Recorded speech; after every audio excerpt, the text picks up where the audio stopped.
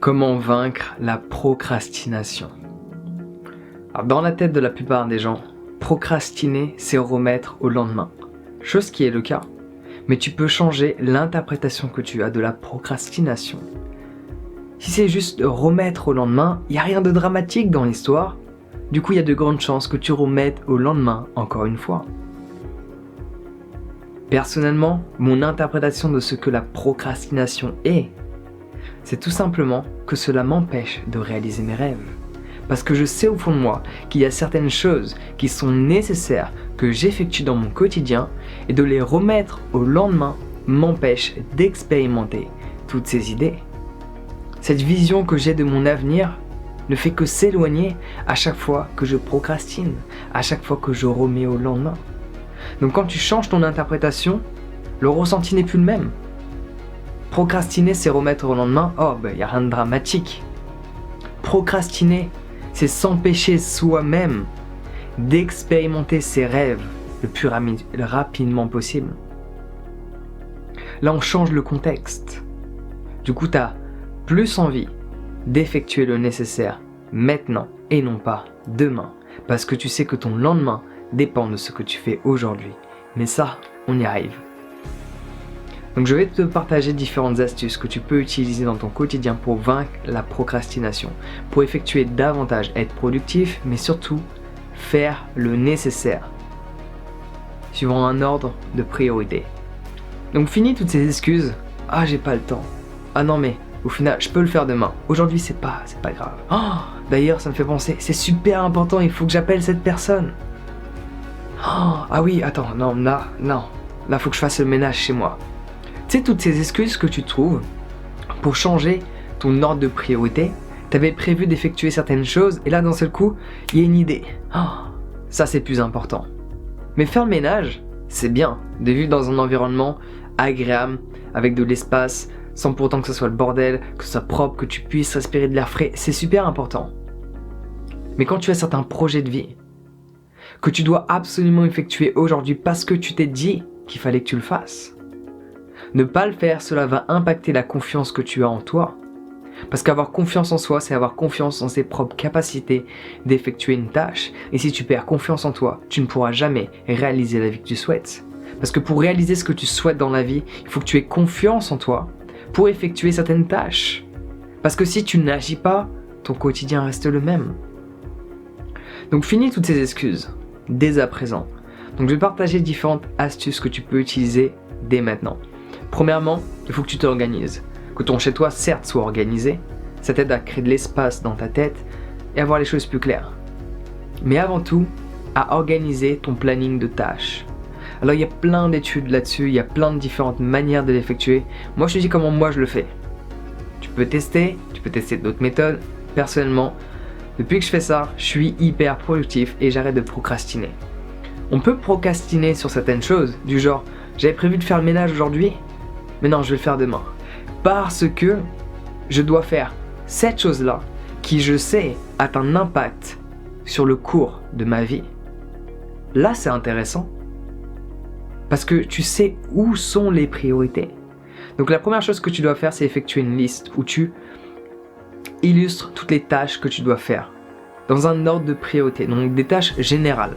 Tâches 1, 2, 3, 4, 5, etc. sur une feuille. Tu les notes toutes en général. Et chacune de ces tâches-là, tu vas les détailler. Parce que effectuer une grosse tâche, c'est dur. Mais effectuer une petite tâche, c'est plus facile. Et ce qui fait des grandes choses, c'est toutes ces petites choses. On n'a jamais construit des pyramides en claquant les doigts. Un bloc de pierre après l'autre. Donc visualise ta pyramide, visualise cette tâche que tu dois accomplir, cette chose que tu veux absolument expérimenter dans ton quotidien. Aussi grande qu'elle puisse être, vois grand, visualise grand, pense grand. Mais détaille le tout et agis petit. Un bloc après l'autre, une pierre après l'autre. Et un jour, t'ouvres les yeux et les pyramides sont devant toi. Cela est très important parce que tu vas avoir ce sentiment de... T'en peux plus en fait. T'as envie de baisser les bras. Si tu essaies de tout faire d'un coup. Mais si tu fais les choses étape par étape, tu vas être à fond dans le processus d'accomplissement et tu vas même pas voir quand ton projet va se concrétiser. Tu seras tellement à fond d'effectuer toutes ces petites tâches qu'un jour, tac, boum, le puzzle s'est complété et tu peux voir l'image enfin apparaître devant toi. Réaliser ainsi que ce rêve n'est plus qu'une idée, mais il fait bien partie de ta réalité. Et pour cela, il faut que tu effectues toutes ces petites tâches. Du coup, il faut que tu prennes ta feuille et que tu notes le tout. Tu as une tâche et tu la détailles. Qu'est-ce que tu dois faire pour accomplir ce rêve? Puis le rêve 2, puis le rêve 3. Et tant que tu n'as pas fini le rêve 1, ne t'occupe pas du rêve 2. Une chose après l'autre. Reste concentré. Reste concentré. Si tu conduis et que tu regardes tout le temps à gauche et que tu vas aller tout droit, je veux pas être dans ta voiture, hein. Ça risque d'être assez dramatique ce qui va se passer. Deuxième chose que tu peux faire. Réaliser pleinement que toutes ces tâches que tu t'es donné à effectuer, toutes ces choses que tu as bien illustrées, à la limite tu peux même faire des dessins, ça t'aide à faire en sorte que ton subconscient s'en souvienne, parce qu'il ne fonctionne pas avec des mots, il fonctionne avec des images. Donc quand tu illustres, quand tu dessines, quand tu mets des photos même, ça t'aide à t'en souvenir davantage. Un exemple concret. Est-ce que ça t'est déjà arrivé de rencontrer une personne et lui dire « Tiens, je me souviens de ton prénom, mais je me souvenais pas de ta tête ». Non, ça fonctionne pas ainsi. C'est l'inverse. Je me souviens de ta tête, mais je me souviens pas de ton prénom. Ton prénom, ta mémoire est visuelle. Écris et dessine. Illustre ce que tu penses. Illustre les mots que tu te prononces envers toi-même. Donc une fois que tu as utilisé toutes ces tâches, et réalise que chacune d'entre elles, toutes ces petites tâches, vont déterminer le cours de ton existence. Si tu ne le fais pas aujourd'hui, rien de ce que tu as en tête ne deviendra réel. Mais prends-en conscience, n'écoute pas juste mes mots. Une fois que tu as ta liste devant toi, que tu l'as bien élaborée, tu regardes chaque mot. Et tu prends conscience que de ne pas faire ça, cette toute petite chose qui fait partie de l'ensemble, les fondations d'une maison, tu ne les vois pas, mais elles sont essentielles. Sinon tout s'écroule. Toutes ces petites choses, ces petits éléments sont nécessaires. Prends-en conscience. Prends conscience que ta vie, que ton lendemain est déterminé par ton maintenant. Ce que tu fais aujourd'hui va déterminer ce que ton lendemain va être. Prends-en pleinement conscience.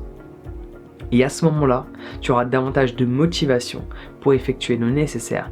Mais par contre, attention, troisième chose importante à savoir, troisième étape, ne compte pas sur la motivation pour réussir ce que tu veux.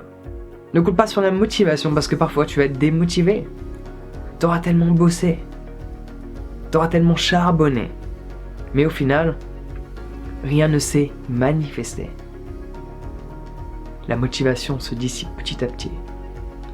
Mais il faut que tu continues d'effectuer. Il faut que tu continues d'agir.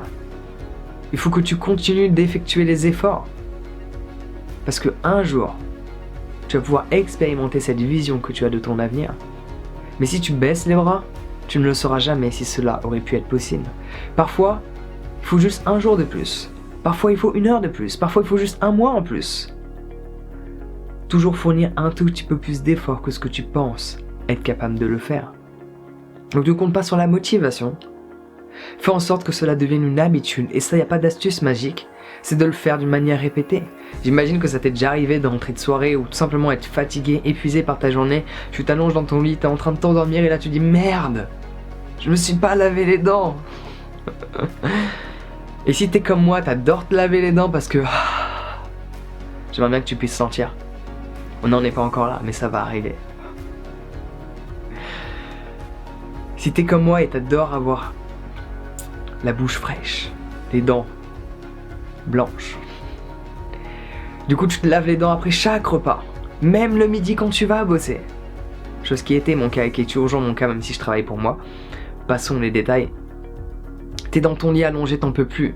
Et là, t'as cette pensée, je me suis pas lavé les dents. Est-ce que t'es motivé? T'étais prêt à dormir? Absolument pas. Mais que fait une personne qui a la détermination? Elle se lève en ressentant cette démotivation à effectuer la tâche, mais elle sait que cela est nécessaire pour pas qu'elle se réveille le lendemain matin avec les dents jaunes pleines de tartre et qu'elle pue de la gueule. Du coup, elle se lève. Et le lendemain matin, quelle belle journée. S'offre à moi.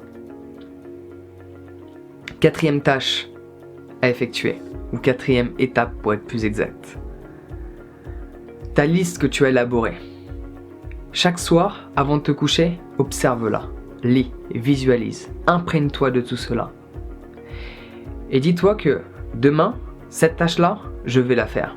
Demain, cette tâche-là, je vais la faire. Demain, cette tâche-là, je vais la faire. Tu te répètes cette même phrase avec la tâche que tu es censé effectuer le lendemain 10, 15, 20 fois avant de te coucher.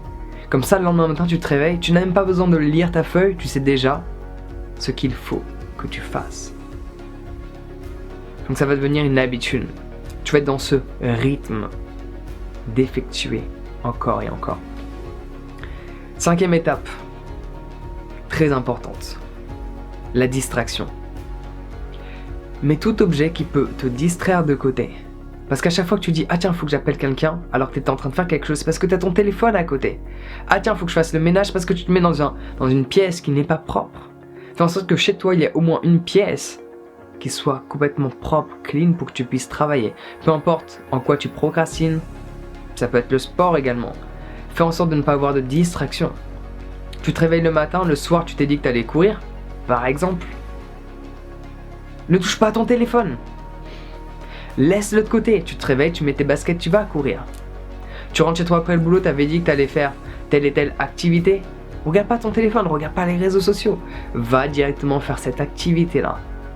Ton téléphone est la pire des distractions. Il peut te servir parce que c'est un outil magique, mais la plupart des gens se font utiliser par cet outil. Et là, on se pose la question, qui est l'outil ? Et 6e étape bonus, très importante également. Félicite-toi, sois fier de toi à chaque fois que tu accomplis toutes ces petites tâches. Ça va booster ta confiance. Tu vas réaliser que tu es capable de. Tu vas réaliser que tu sais. En fait, tu sauras que tu peux le faire. Et si tu peux faire cette petite tâche, tu peux faire cette autre petite tâche. Et ces deux petites tâches assemblées donnent une plus grande tâche. Une pierre après l'autre, un bloc après l'autre, et un jour, les pyramides se sont construites.